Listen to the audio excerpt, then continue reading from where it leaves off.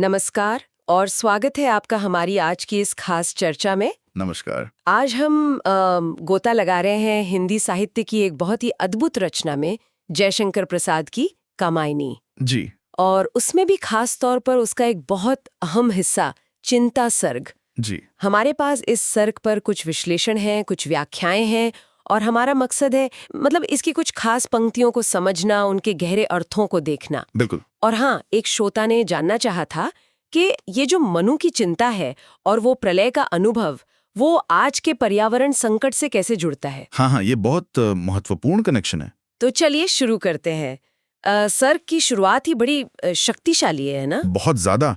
प्रलय हो चुका है, सब खत्म। सोचिए जरा, हिमगिरी के उत्तुंग शिखर पर बैठ शिला की शीतल छां। हाँ। एक पुरुष भीगे नयनों से देख रहा था प्रलय प्रवाह। ओह। मतलब हिमालय की ऊंची चोटी पर अकेला एक आदमी मनु, और आंखें आंसुओं से भरी हैं। वो नीचे देख रहा है जहां बस पानी ही पानी है, विनाश। ऊपर बर्फ, नीचे पानी। हाँ, जल ही है, बस रूप अलग है। कुछ लोग कहते हैं ये सृष्टि के मूल तत्व का ही प्रतीक है, कभी जड़ कभी चेतन। ये जो अकेलापन है ना, और ये महाविनाश, ये किसी भी बड़ी त्रासदी के बाद की फीलिंग से जुड़ता है। और चारों तरफ, जैसा आपने कहा, बर्फ ही बर्फ, एकदम शांति, जैसे सब जम गया हो। बिल्कुल मनु के दिल की तरह। सही कहा। दूर दूर तक विस्तृत था हिम, स्तब्ध उसी के हृदय समान। हाँ। नीरवता सी शिलाचरण से टकराता फिरता पवमान। हवा भी बिल्कुल चुपचाप बह रही है। इस स्तब्धता बड़ी भारी है। बिल्कुल। मनु एकदम जैसे शॉक में है, दिल पत्थर का हो गया है। पर प्रसाद उन्हें तरुण तपस्वी भी कहते हैं। अच्छा। हाँ, मतलब उनमें अभी भी एक तेज है, जीवन है, बस वो सदमे में है। ये उस गहरी चोट को दिखाता है, उस लाचारी को जो ऐसी तबाही के बाद महसूस होती है। आसपास के देवदार के पेड़ भी, वो भी बर्फ से ढके ठिठुरे हुए लगते हैं, जैसे पत्थर बन गए हों। प्रकृति भी जैसे उसी मूड में है। हाँ, वो जड़ता चारों तरफ फैली है। लेकिन ये सिर्फ बाहर की शांति नहीं है, मनु के अंदर भी तो कुछ चल रहा है। उनका शरीर तो शक्तिशाली है, अवयव की दृढ़ मांसपेशियां, ऊर्जस्वित था वीर्य अपार। जी। स्फीत शिराएं, स्वस्थ रक्त का होता था जिनमें संचार। मगर चेहरा, वो चिंता से भरा हुआ है। चिंता कातर वदन हो रहा, पौरुष जिसमें ओतप्रोत। ये कॉन्ट्रास्ट बहुत मार्मिक है ना। हाँ, अंदर एक लड़ाई चल रही है। एक तरफ जवानी की ताकत, हिम्मत, सब कुछ करने की क्षमता, और दूसरी तरफ वो प्रलय से मिला हुआ भयानक दुख, वो चिंता। उसने उस पौरुष को, उस हिम्मत को जैसे ढक लिया है। मन में पुरानी मीठी यादें भी हैं, पर इस भयानक हकीकत के सामने वो फीकी लगती हैं। आज भी तो होता है ना ऐसा। कैसे? जब हम पर्यावरण को बिगड़ते देखते हैं तो गुजरे वक्त की सुंदरता याद आती है, भविष्य की उम्मीदें खोई हुई लगती हैं, है ना। ताकत होते हुए भी कुछ कर न पाने का एहसास, ये वैसी ही स्थिति है। सही बात है। फिर वो वर्णन है कि उनकी नाव किनारे एक पेड़ से बंधी है, पानी उतर रहा है, जमीन दिख रही है, पर मनु अकेले हैं। कौन सुनेगा उनकी कहानी? हाँ, बस प्रकृति है। और प्रकृति भी ऐसे मुस्कुरा रही है जैसे उसे सब पता हो। निकल रही थी मर्म वेदना, करुणा विकल कहानी सी, वहां अकेली प्रकृति सुन रही हंसती सी पहचानी सी। उफ। ये पहचानी सी हंसना, इसका क्या मतलब है? ये बहुत गहरा है। क्या प्रकृति को फर्क नहीं पड़ता मनु के दुख से? या वो ये कहना चाह रही है कि मैंने तो ऐसे न जाने कितने प्रलय देखे हैं, ये तो चलता रहता है। अच्छा। शायद ये इशारा है कि सृष्टि और विनाश का खेल चलता रहता है। प्रकृति इस नियम को जानती है। मनु का दुख निजी है, प्रकृति का चक्र इससे कहीं बड़ा है। आज के संदर्भ में सोचे तो क्या प्रकृति इंसानी चिंताओं से परे अपने नियमों पर चलती है? ये सवाल उठता है। और अब मनु सीधे चिंता से ही बात करने लगते हैं, जैसे वो कोई इंसान हो। हाँ, मानवीकरण, पर्सोनिफिकेशन। क्या कहते हैं? ओ चिंता की पहली रेखा, अरे विश्व वन की व्याली सांपिन। हाँ, ज्वालामुखी स्फोट के भीषण प्रथम कंपसी मत वाली। वाह, चिंता को दुनिया के जंगल की नागिन कहा है, और ज्वालामुखी फटने से पहले जो धरती कांपती है ना, वैसा बताया है। बिल्कुल, ये चिंता का वो रूप है जो डस लेता है, जहर घोल देता है। और जैसे ज्वालामुखी फटने से पहले की वो कांपती हुई बेचैनी होती है ना, बेकाबू सी, वैसी ही चिंता भी अंदर सब कुछ हिला देती है। आगे कहते हैं, चिंता अभाव की चपल बालिके है, मतलब किसी चीज की कमी के एहसास से पैदा होती है। अच्छा, और माथे की बुरी लकीर खललेखा है, पानी पर लकीर जैसी चंचल, जल माया की चल रेखा, ये इंसान को अंदर से खोखला कर देती है, डरा देती है। इसे विष की लहर कहा है, और ये देवताओं को भी बूढ़ा कर देती है, हम्म, जरा अमर जीवन की। हाँ, और बहरी है, किसी की सुनती नहीं, और न कुछ सुनने वाली, बहरी। ये बातें आज की चिंता से कैसे जुड़ती हैं? मेरा मतलब है पर्यावरण वाली चिंता से। ये तो बिल्कुल सीधा जुड़ता है। आजकल जिसे इको एंजाइटी कहते हैं ना, पर्यावरण को लेकर जो गहरी चिंता होती है, जो कभी-कभी हमें वो बिल्कुल बेबस महसूस कराती है, हाँ, होती है। वो भी तो भविष्य में संसाधनों की कमी या एक अच्छे पर्यावरण के अभाव के डर से ही पैदा होती है ना। सही कहा। ये चिंता भी हमें वक्त से पहले थका हुआ, बूढ़ा महसूस करा सकती है। और अक्सर लगता है ना कि हमारी आवाज, हमारी चिंताएं वो सिस्टम की बहरी दीवारों से टकरा रही हैं, कोई सुन ही नहीं रहा। हाँ, बिल्कुल लगता है। कमाल है, 100 साल पहले की बात आज कितनी सच लग रही है। यही तो प्रसाद की महानता है। साथ ही मधुमेह अभिशाप और सुंदर पाप। हाँ, ये लाइनें देखिए।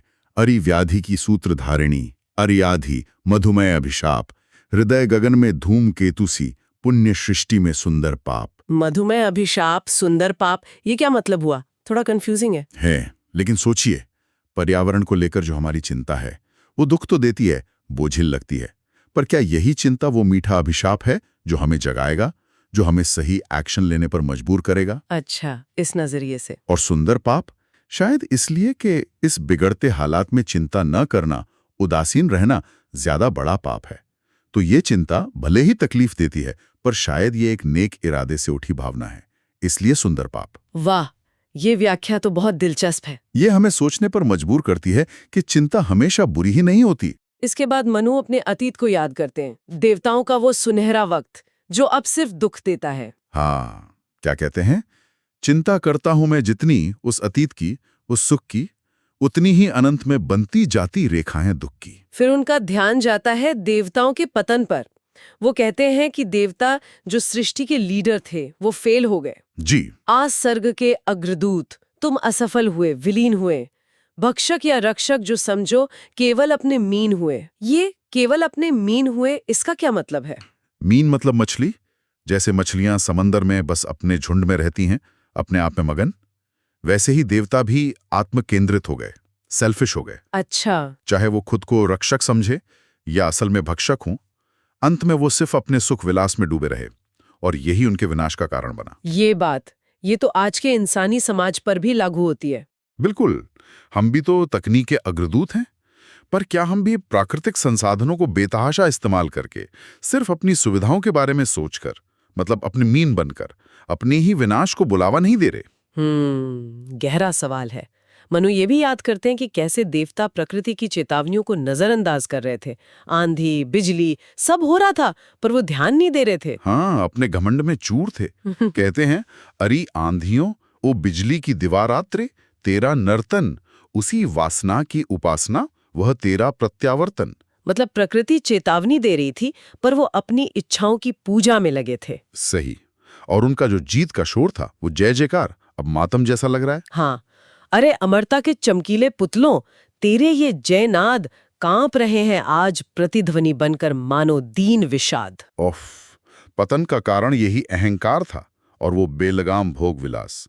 जैसा मनु कहते हैं, प्रकृति रही दुर्जय, पराजित हम सब थे, भूले मद में भूले थे, हाँ, तिरते केवल सब विलासिता के नद में। वो प्रकृति की असली ताकत को भूल गए थे। हाँ, उसे जीता हुआ समझ बैठे थे, और बस विलासिता, ऐशो आराम की नदी में बहते रहे। ये आज के समाज का आईना नहीं तो और क्या है? प्रकृति पर काबू पाने का घमंड, उपभोक्तावाद की दौड़, और आने वाले खतरों से आंखें बंद कर लेना। उनका सारा वैभव, वो पागलपन वाला विलास। मनु सोचते हैं, वह उन्मत्त विलास हुआ क्या? स्वप्न रहा या छलना थी? हाँ, और वो सुख को बस अपने पास इकट्ठा करना, सुख, केवल सुख का वो संग्रह केंद्रीभूत हुआ इतना। सब खत्म हो गया। ये केंद्रीकरण वाली बात। हाँ, व्याख्याओं में इस पर जोर दिया जाता है, कैसे सुख और शक्ति जब एक ही जगह सिमट गई, सब कुछ थे स्वायत्त, तो वही उनके पतन का कारण बना। मतलब जब सब कुछ देवताओं के ही कंट्रोल में आ गया, वो आजाद हो गए, तो संतुलन बिगड़ गया। बिल्कुल, यह हमें सोचने पर मजबूर करता है कि आज जब हम सिर्फ आर्थिक विकास या भौतिक सुख पर ही फोकस करते हैं और पर्यावरण संतुलन या सामाजिक न्याय को नजरअंदाज कर देते हैं, तो क्या हम वही गलती दोहरा रहे हैं? प्रकृति जो कभी उनके पैरों में लगती थी, प्रकृति थी पदतल में विनम्र विश्रांत, आखिर में उसने दिखा दिया कि वो अजय है। फिर मनु सोचते हैं कि कैसे देवताओं ने खुद को ही नियम कानून मान लिया था। स्वयं देव थे हम सब, तो फिर क्यों ना विशृंखल होती सृष्टि। इसी से सारी व्यवस्था बिगड़ी। हाँ, और नतीजा आपदा है। उनका सारा ऐश्वर्य, अप्सराओं का श्रृंगार, जवानी का नशा सब चला गया सभी कुछ गया। मधुरतम सुर बालाओं का श्रृंगार, उषा ज्योत्सना सा यौवन स्मित, मधुप सदृश निभ्रांत विहार। यहाँ एक और बहुत शक्तिशाली रूपक है, वासना की नदी का प्रलय के समुद्र में मिलना। कहाँ है वो? ये लाइनें, भरी वासना सरिता का वो प्रलय जल धीमे संगम जिसका देख हृदय था उठा करा। अच्छा, ये दिखाता है कि कैसे बेलगाम इच्छाएं, उपभोग की भूख, वो आखिर में तबाही के समुद्र में ही जाकर मिलती है। आज के संदर्भ में ये अनियंत्रित उपभोक्तावाद, बिल्कुल, वो वासना सरिता ही तो है जो हमें धीरे धीरे पर्यावरणीय तबाही के प्रलय जल्दी की तरफ ले जा रही है। बाप रे। इसके बाद प्रलय का बहुत ही भयानक वर्णन आता है। पांचों तत्व जैसे पागल हो गए, बिजली गिर रही है, अंधेरा है, धरती कांप रही है। हाँ, और समुद्र की लहरें जैसे हजारों फन फैलाए सांप हों। हाँ, उधर गरजती सिंद्र लहरियां कुटिल काल के जालों सी, चली आ रही फेन उगलती फन फैलाए व्यालों सी। सोचकर ही डर लगता है। धरती धस रही है, ज्वालामुखी फट रहे हैं। प्रकृति के जो मूल तत्व हैं, पंचभूत, जब उनका बैलेंस बिगड़ता है तो वो विनाशकारी हो जाते हैं। समुद्र ने अपनी सीमा तोड़ दी। उदधि जुबाकर अखिल धरा को बस मर्यादाहीन हुआ। प्रसाद इसे पंचभूत का ये तांडवमय नृत्य कहते हैं। हाँ, और आज जब हम क्लाइमेट चेंज के असर देखते हैं, भयानक तूफान, बाढ़, सूखा, जंगलों में आग, समुद्र का लेवल बढ़ना, प्रजातियों का खत्म होना, ये सब क्या ये प्रकृति के तत्वों का संतुलन बिगड़ने से हो रहा आधुनिक तांडव नहीं लगता? भाषा अलग है, वैज्ञानिक है, पर है तो ये तांडव ही। सही कहा। फिर मनु बताते हैं कि वो बचे कैसे। एक नाव थी, उसमें न चप्पू न पतवार। जी।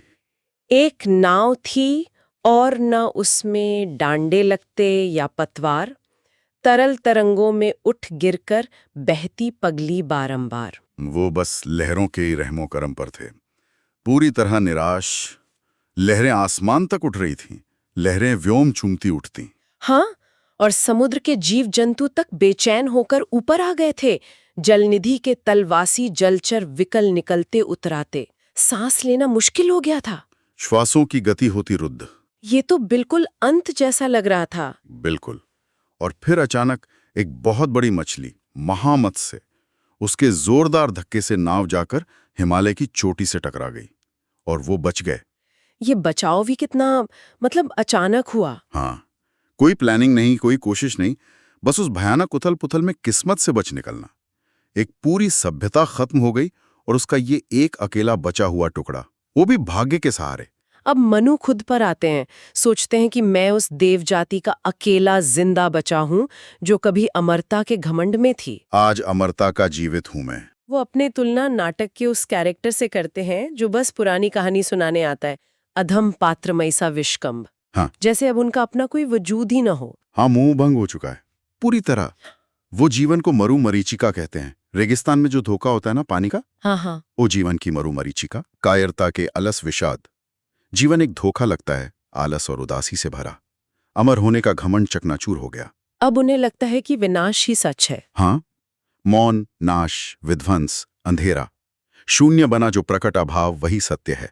अमरता का दावा, अरे अमरते, तू झूठा निकला। ये पढ़ते हुए क्या आज जब हम पर्यावरण के महाविनाश की बातें सुनते हैं, वो खबरें, तो कुछ ऐसी फीलिंग नहीं आती कि सब कुछ कितना नाजुक है? बिल्कुल, ये हमें हमारी अपनी नश्वरता का एहसास कराता है, पूरी इंसानियत की नश्वरता का। और ये जो लगातार तरक्की और उपभोग के पीछे भागना है, क्या ये भी एक मरुमरीचिका जैसा नहीं लगता? सही बात है। शायद पर्यावरण की हकीकतों को, अपनी सीमाओं के इस कड़वे सत्य को मानना ही आगे बढ़ने के लिए जरूरी है। जैसा मनु यहाँ कर रहे हैं, भले ये बहुत निराशाजनक लगे, ये हमें झूठे घमंड से बाहर निकाल सकता है। और आखिर में मनु मृत्यु को संबोधित करते हैं, उसे एक लंबी नींद कहते हैं। जी। मृत्यु अरिचिर निद्रे तेरा अंक हिमानी सा शीतल। अंक, गोद। हाँ, तो अनंत में लहर बनाती काल जलधि सी हलचल। मृत्यु की गोद बर्फ सी ठंडी है, वो अनंत है, हर जगह है। और जीवन? जीवन क्या है? वो तो उसी अनंत मृत्यु का एक छोटा सा टुकड़ा है। जैसे काले बादलों में एक पल के लिए बिजली चमकती है। जीवन तेरा क्षुद्र अंश है, व्यक्त नील घन माला में, सौदामिनी संधि सा सुंदर, क्षण भर रहा उजाला में। वाह, क्या नजरिया है। प्रलय देखने के बाद जब सब खत्म हो गया हो तो शायद यही लगता है कि जीवन कितना छोटा है, कितना क्षणिक है, और मृत्यु ही असली परमानेंट सच है। और जीवन उस अनंत अंधेरे में बस एक पल की चमक है। ये नजरिया हमें हमारी हदें बताता है, हमारी तुच्छता का एहसास कराता है, जो शायद जरूरी भी है। सर्ग के आखिर में वही शांति है, विनाश का नाच, अनस्तित्व का तांडव नृत्य, मौत जैसी ठंडी निराशा, मृत्यु सदृश शीतल निराशा, ये सब महसूस होता है। हाँ, माहौल बहुत भारी है। लेकिन फिर एक बहुत हल्की सी उम्मीद दिखती है। मनु देखते हैं कि प्रलय का पानी भाप बन रहा है, सूरज फिर से निकल रहा है, शायद इस लंबी रात की सुबह होगी। हाँ, वो आखिरी लाइन, सौर चक्र में आवर्तन था, प्रलय निशा का होता प्रात, एक नई शुरुआत की हल्की सी आहट। तो हमने चिंता सर्ग की इस यात्रा में देखा कि कैसे प्रसाद ने प्रलय का इतना जीवंत वर्णन किया है। मनु की गहरी चिंता, उनकी अंदरूनी लड़ाई को दिखाया है। बिल्कुल। और देवताओं के अहंकार और भोगविलास पर कितनी तीखी टिप्पणी की है, और जीवन मृत्यु जैसे बड़े सवालों पर सोचने को मजबूर किया है। और सबसे अहम बात जो हमने महसूस की कि कैसे प्रसाद की ये बातें जो करीब 100 साल पहले लिखी गईं, हाँ, वो आज भी उतनी ही, बल्कि शायद ज्यादा ही जरूरी लगती हैं, खासकर जब हम उन्हें आज के पर्यावरण संकट के नजरिए से देखते हैं। बिल्कुल सही। देवताओं का जो हर्ष हुआ, प्रकृति को अनदेखा करने, हद से ज्यादा उपभोग करने, अहंकार में जीने का नतीजा, वो आज हमारे लिए सीधी चेतावनी है। हाँ, और मनु की चिंता, वो आज दुनिया भर में जो इको एंजाइटी फैल रही है, उसी की आवाज लगती है। बिल्कुल। तो आज के लिए एक आखिरी सवाल सबके सोचने के लिए छोड़ जाते हैं। जी। कामायनी का चिंता सर हमें प्रकृति की ताकत और इंसानी घमंड के अंजाम के बारे में बहुत कुछ सिखाता है। जैसे देवता अपनी विलासिता में, अपनी ताकत के नशे में प्रकृति की चेतावनियों को अनसुना कर रहे थे, क्या आज हम भी जाने अनजाने वही गलती तो नहीं कर रहे? ये सोचने वाली बात है। हाँ, कि इस महान रचना से मिली सीख को हम आज की चुनौतियों का सामना करने में कैसे इस्तेमाल कर सकते हैं। चलिए, इसी विचार के साथ आज की चर्चा समाप्त करते हैं। धन्यवाद। धन्यवाद।